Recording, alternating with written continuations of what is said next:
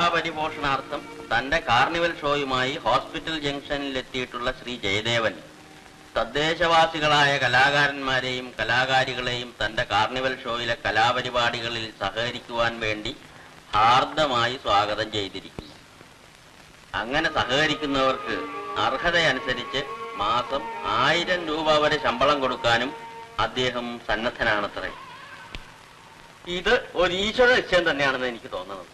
അല്ലെങ്കിൽ ഇങ്ങനെ ഒരു സംഭവം ഇപ്പൊ ഈ സമയത്ത് ഇങ്ങനെ വരണ്ട. നീ എന്ത് പറയണു മോളെ? എനിക്കിതേ കുറിച്ച് ഒന്നും അറിയില്ല. പിന്നെ ഞാൻ എന്ത് പറയാനാ? ഇതുപോലൊരു മഹാഭാഗ്യം ഇനി വരാനില്ല. ഏതായാലും നമുക്കൊന്ന് അവിടെ വരെ പോയി നോക്കിയാൽ എന്താ? അവര് എങ്ങനെയുള്ളവരാണെന്നൊന്നും അറിയാതെ അതിപ്പോ അവിടം വരെ ചെന്ന് അന്വേഷിക്കാതെ എങ്ങനെയാ പറയാൻ പറ്റുക? ഏതായാലും ഒരു കാര്യം തീർച്ചയാ, ഇത്രയും വലിയ തുക ശമ്പളം കൊടുക്കാൻ തയ്യാറുള്ളവര് മോശക്കാരായിരിക്കില്ല, അത് തീർച്ച. ഇനി അങ്ങനെ മോശക്കാരാണെന്നിരിക്കട്ടെ, മാതൃഭൂമിയിൽ അത് പ്രസിദ്ധീകരിക്കുകയില്ല. അത് ശരിയാ. പ്രിയമ്മത അവിടെ ചെന്നാൽ തുടക്കത്തിൽ തന്നെ 1000 രൂപ ശമ്പളം കൊടുക്കുന്നതിന് യാതൊരു ഖേദവും വിചാരിക്കേണ്ട കാര്യമില്ല. അങ്ങനെ ഒരു 3 മാസം അങ്ങോട്ട് കഴിയട്ടെ, 3000 രൂപയായില്ലേ. അവളുടെ കല്യാണത്തിനുള്ള കാര്യം ധാരാളമായി. പിന്നെ അങ്ങോട്ട് പോകണ്ടെന്ന് വെച്ചാൽ കഴിഞ്ഞില്ലേ. മോളൊന്ന് വേഗം ഒരുങ്ങ.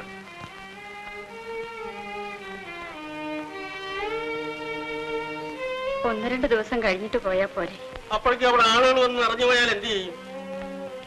എന്റെ മകളുടെ കല്യാണം എത്രയും വേഗം നടത്തണമെന്ന ആഗ്രഹക്കാരനാണ് ഞാൻ. അവളെങ്കിലും ഈ ദുരിതത്തിൽ നിന്ന് രക്ഷപ്പെട്ടാൽ എനിക്ക് പകുതി സമാധാനമായി. ഈശ്വരൻ കൊണ്ടു തന്ന കാര്യമാണ് മോളെ ഇത്, നമ്മൾ പാഴാക്കി കളയാൻ പാടില്ല. നീ ഒന്ന് വേഗം ഒരുങ്ങ. ചെല്ലേ.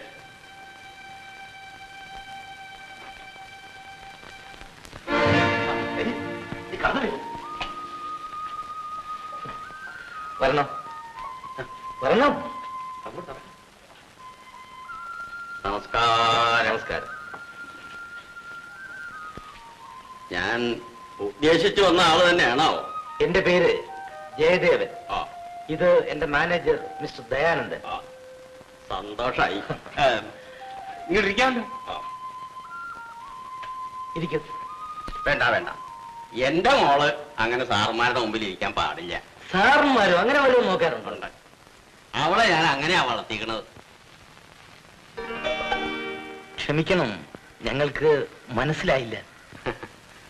ദുര്യോധന പണിക്കര് എന്ന് പറഞ്ഞാൽ എന്നെ അറിയും. പേര് ശേഖര പണിക്കരെന്ന. കഥകളിൽ നിന്ന് കിട്ടിയ പേരാ ഈ ദുര്യോധന പണിക്കരെന്ന്. ഓഹോ, ദുര്യോധന പണിക്കരാശാൻ. കേട്ടിട്ടില്ലേ മിസ്റ്റർ ദയാനന്ദൻ? പിന്നെ കൊള്ളാം, ആശാനെ പറ്റി കേട്ടില്ലാത്തവരാരാ? എല്ലാം പോയി. ദുര്യോധന പണിക്കര് പോയി, ഇപ്പോ ദുരിതപ്പണിക്കരായി. പണ്ട് കണ്ണങ്കളങ്ങനെ കഥകളിക്ക് പോയതാ. നമ്മുടെ പെരുവാരത്ത് ആന ഓടിയ കൊല്ലം. എനിക്ക് ഇന്ന് കഴിഞ്ഞ പോലെ തോന്നുന്നു. ഞാനും നമ്മുടെ കൃഷ്ണനായരും കൂടെ കലാശകം ചവിട്ടിക്കൊണ്ട് നിൽക്കുമ്പോ എനിക്ക് ഇടത്തു ഭാഗത്ത് എന്തോ ഒരു വേദന പോലെ തോന്നി. പിറ്റേ ദിവസം കാലത്ത് ഓർമ്മ വെച്ചപ്പോ ഞാൻ പറൂര് ആശുപത്രി കിടക്കുക. അന്ന് പറഞ്ഞു അപ്പാത്തിക്കരിമാര്, ആശാനെ ഈ കളി നിർത്തണം, ഇത് അപകടമാണ് എന്ന്. ഇപ്പോഴും ഇടയ്ക്കിടയ്ക്ക് അടുത്ത ഭാഗത്ത് ചില വേദനകളൊക്കെ ഉണ്ടാവാറുണ്ട്. അതിരിക്കട്ടെ, ആശാൻ ഇങ്ങനെ യാതൊരു മുന്നറിയിപ്പും തരാതെ ഇന്ന് കാലത്തെ പത്രം കണ്ടു. എന്നാ ഇനി ഒട്ടും താമസിപ്പിക്കണ്ട, ഇങ്ങോട്ട് വന്നു കളയാമെന്ന് തീരുമാനിച്ചു. എന്റെ മകള്, ഞാൻ പറയണത് ശരിയല്ല, എന്നാലും നല്ല അസലായിട്ട് ഭരതനാട്യം ആടും. അത് പിന്നെ പറയാനുണ്ട്, ആശാന്റെ മോളല്ലേ. ഇവളെയും കൂടെ നിങ്ങളുടെ ഇതിലേക്ക് അങ്ങോട്ട് ചേർക്കണം. അത് പറയാനാ ഞാൻ വന്നത്. അത് കുഴഞ്ഞല്ലോ ആശാനെ. ഇപ്പോൾ തന്നെ അനവധി പേർ ക്യൂവിൽ നിൽക്കുക. ഈശ്വരനെ വിചാരിച്ച് അങ്ങനെ ഒന്നും പറയരുത്. വളരെ ആശയോടുകൂടി ഇറങ്ങി തിരിച്ചതാ ഞാൻ. പക്ഷേ തടസ്സം ഒന്നും പറയണ്ട. ഈ പ്രായമായ മകളെ കൊണ്ട് ഇങ്ങനെ ഇറങ്ങി തിരിക്കേണ്ടി വന്നതിൽ വളരെ സങ്കടമുള്ളവനാ ഞാൻ. വേറെ ഏതൊരു കാര്യത്തിനാണെങ്കിലും ഞാൻ വരില്ലായിരുന്നു. ഇത് ഇവളുടെ ഒരു ഭാവിയുടെ കാര്യമാണ്. മാത്രമല്ല ഒരു കുടുംബവും രക്ഷപ്പെട്ടു പോകും. അതുകൊണ്ട് ഞങ്ങളെ കണ്ണീരോടുകൂടി ഇവിടുന്ന് അയക്കരുത്. അത്രേ എനിക്ക് പറയാനുള്ളൂ. എന്ത് പറയുന്നു മിസ്റ്റർ ദയാനന്ദൻ? ആശാൻ ഒരു കാര്യം വന്ന് പറഞ്ഞിട്ട് നമ്മളത് കേട്ടില്ലെന്ന് വന്നാൽ മോശമല്ലേ? കുട്ടിയുടെ പേരെന്താ? പ്രിയംവദ. ഗുഡ്. പ്രിയംവദയുടെ കാര്യം ഞങ്ങൾ ഏറ്റിരിക്കുന്നു. ആശാൻ വിഷമിക്കണ്ട. ദൈവം രക്ഷിക്കട്ടെ. പിന്നെ ഇവിടെ സഹകരിക്കുന്നതിന് ഒരു ചെറിയ എഗ്രിമെന്റും കാര്യങ്ങളൊക്കെ ഉണ്ട്. അത് വേണമല്ലോ. അത് രണ്ടു കൂട്ടർക്കും നല്ലതിനാ. ആശാന് വിവരമുണ്ട്.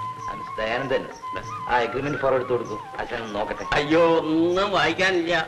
എവിടെയൊക്കെ ഒപ്പിടുണ്ടെന്ന് ഇങ്ങോട്ട് കാണിച്ചു തന്നാ മതി. ഞാൻ അവിടെയൊക്കെ അങ്ങോട്ട് ഒപ്പിട്ടേക്കാം. ഒരു മാസത്തെ ശമ്പളം അഡ്വാൻസ് ആയി തരൂ. അതായത് എങ്ങനെയാണ് പ്രിയമതയുടെ ശമ്പളത്തിന്റെ കാര്യം? ആശാന്റെ മകളല്ലേ, തികഞ്ഞ കലാകാരി ആയിരിക്കും എന്നുള്ള കാര്യത്തിൽ യാതൊരു സംശയവും വേണ്ട. അത് നിങ്ങൾക്ക് അനുഭവത്തിൽ നിന്ന് മനസ്സിലാവും.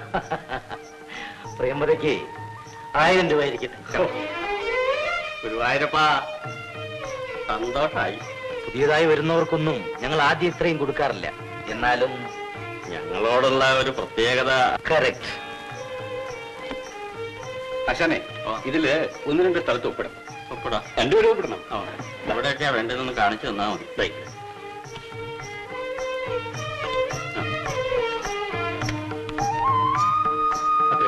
നമ്മളെ കാരണന്മാരെയും ഭഗവതിയൊക്കെ വിചാരിച്ച് നിങ്ങളുടെ ഒപ്പിട്ടോളൂ. ഇതാ പ്രിയംവദയ്ക്ക് ഇവിടെ താമസിക്കാം. എല്ലാ സൗകര്യങ്ങളും ഉണ്ട്. അത് വേണോ? അവള് ദിവസവും കൃത്യമായിട്ട് വീട്ടിൽ നിന്ന് സമയത്ത് വന്നോളൂ. അയ്യോ, അത് പ്രയാസമുള്ള കാര്യമാണ് ആശാൻ. ഞങ്ങളുടെ പരിപാടിക്ക് തടസ്സം ഉണ്ടാകാതിരിക്കാൻ വേണ്ടി ഞങ്ങളോടൊപ്പം സഹകരിക്കുന്ന എല്ലാവരും ഇവിടെ തന്നെ താമസിക്കണമെന്നുള്ളത് ഞങ്ങൾക്ക് നിർബന്ധമുള്ള കാര്യമാണ്. ആശാനെ, ഇവിടെ വേറെയും കലാകാരികൾ താമസമുണ്ട്. അവരുടെ പ്രിയമതയ്ക്ക് താമസിക്കാമല്ലോ. ആവശ്യമുള്ളപ്പോ വീട്ടിൽ പോവാം, ഒഴിവ് കിട്ടുമ്പോ വീട്ടിൽ പോവാം, വീട്ടിലുള്ളവർക്ക് ഇവിടെ വന്ന് കാണാം. പിന്നെ എല്ലാ സൗകര്യങ്ങളും ഉണ്ട്. എന്നാലും ഞങ്ങളൊന്ന് വീട്ടിൽ വരെ പോയിട്ട് ഇങ്ങോട്ട് വരാം. അത് വേണോ ആശാനെ? നല്ലൊരു കാര്യത്തിന് എഗ്രിമെന്റ് സൈൻ ചെയ്തിട്ട് ഉടനെ അങ്ങ് ഇറങ്ങി പോണോ? അത് ഒരു ഐശ്വര്യക്കേടാവില്ലേ? അതും ശരിയാണ്. വിലാസിനി, എനിക്കൊരെണ്ണം. വേണ്ട വേണ്ട, അവിടെ ഇരുന്ന് പടം നോക്കിയാ മതി. എടി, കൊതി കിട്ടാതിരിക്കാനാ. എടി, എനിക്കൊന്ന് താടി. എന്തെന്നാ വിലാസിനി? ഒന്നുമില്ല. എടി, എനിക്കൊന്ന് തരാ. തരില്ലെന്ന് പറഞ്ഞില്ലേ? ഹായ് മുട്ട. അയ്യോ, എനിക്കൊന്ന് തരൂ. അടുത്ത് വരാതെ. ഒരെണ്ണം തരുമോ? തരില്ലെന്ന് പറഞ്ഞില്ലേ? ഒരെണ്ണം തരാനാ പറഞ്ഞു. തരില്ലെന്ന് പറഞ്ഞ പിന്നെ എന്തിനാ വരുന്നത്? ഒരെണ്ണം തരുമോ? തരില്ലേ? ഒരെണ്ണം തരാനാ പറഞ്ഞു. തരില്ല. അയ്യോ, ഇവരെന്താ മരിച്ചടക്കായിരുന്നു? ആഹാ, നിങ്ങൾ എല്ലാരും കൂടി എന്റെ മുട്ടൊക്കെ തിന്ന് തീർത്തു അല്ലേ?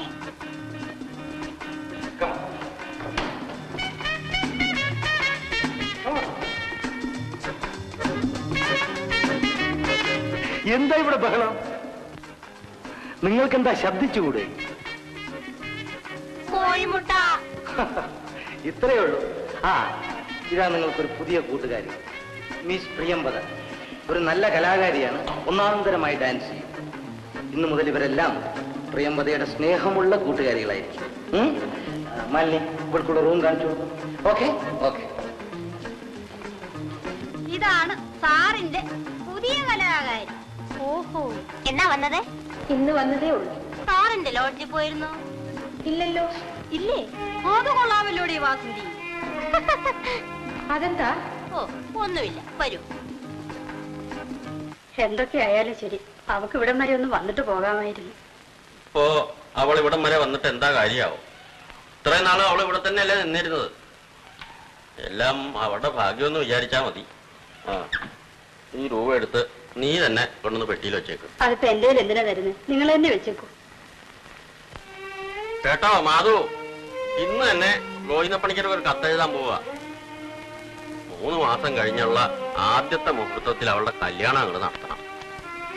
ഇപ്പോഴേ മുഹൂർത്തം നോക്കി വെച്ചോട്ടെ. ടിക്കറ്റ് എവിടെ? ടിക്കറ്റ് എവിടെയെന്നാ ചോദിച്ചത്? എന്തിനാ ടിക്കറ്റ്? ഇത് വല്ല വെള്ളരിക്കപ്പെട്ടണോ മറ്റോ ആണോ? ഓഹോ, അകത്ത് പോകാൻ ടിക്കറ്റ് വേണം അല്ലേ?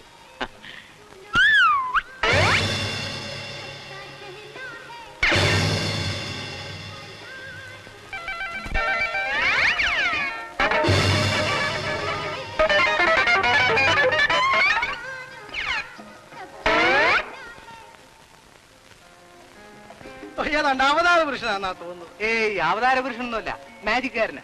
ഇവിടെ ഒരു അവതാര പുരുഷനെ പരിചയമുള്ള ആള് വന്നിരിക്കുന്നു. തന്റെ വീട്ടിൽ എത്ര അവതാര പുരുഷൻ പറഞ്ഞിട്ടുള്ളൂ? മേൽക്കണി തയ്ക്കാതെ കാണിച്ചോ? ഏയ്, പോട്ടെ മാറ്റി പിള്ള വിട്ടുകള്. താൻ പറഞ്ഞോണ്ട് വിട്ടിരിക്കുന്നു.